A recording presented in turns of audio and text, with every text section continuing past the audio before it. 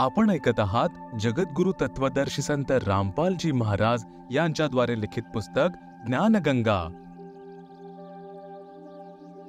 निष्कर्ष। श्रीमद भगवत गीताचे ज्ञान देखील याच कालरूपी ब्रह्मने श्रीकृष्णजी यांच्या शरीरामध्ये प्रेतवत प्रवेश करून सांगितले आहे।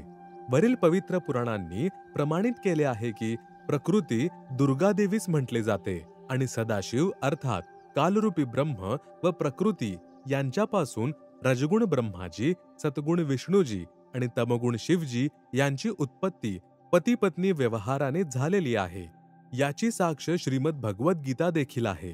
श्री गीताजी सर्व शास्त्रांचा सार आहे, म्हणूनच यामध्ये संक्षिप्त विवरण सांकेतिक शब्दांमध्ये म्हणजे कोडवर्ड आहे, जे फक्त तत्वदर्शी संतच समजावू शकतात। आता कृपया पवित्र श्रीमद भगवत गीतामध्ये पहा। अध्याय 14 श्लोक 3 ते 5 मध्ये पवित्र श्रीमद भगवत गीता बोलणाऱ्या काल म्हणजे ब्रह्मने श्रीकृष्णजी यांच्या शरीरामध्ये प्रेतवत प्रवेश करून सांगितले आहे की प्रकृती म्हणजे दुर्गा तर माझी पत्नी आहे। मी ब्रह्म तिच्या योनीमध्ये बीज स्थापन करतो, ज्यामुळे सर्व प्राण्यांची उत्पत्ती होते। मी सर्वांचा पिता आणि प्रकृती म्हणजे दुर्गा सर्वांची माता संबोधली जाते।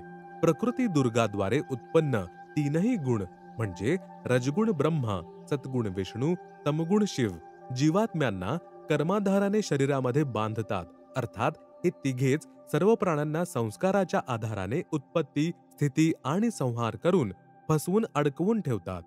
अध्याय 11 श्लोक 32 मध्ये सांगितले आहे की मी काल आहे, सर्वांना खाण्यासाठी प्रकट झालो आहे। अध्याय 11 श्लोक 21 मध्ये अर्जुन म्हणत आहे की आपण तर ऋषींनाही खात आहात, देवता आणि सिद्ध देखील आपणाकडे मंगल अर्थात रक्षेची याचना करत आहेत, वेदांच्या स्तोत्रांद्वारे आपली स्तुती करत आहेत, परंतु सर्वांना आपण खात आहात। काही आपल्या दाढीला लटकलेले दिसत आहेत, काही आपणामध्ये प्रवेश करत आहेत।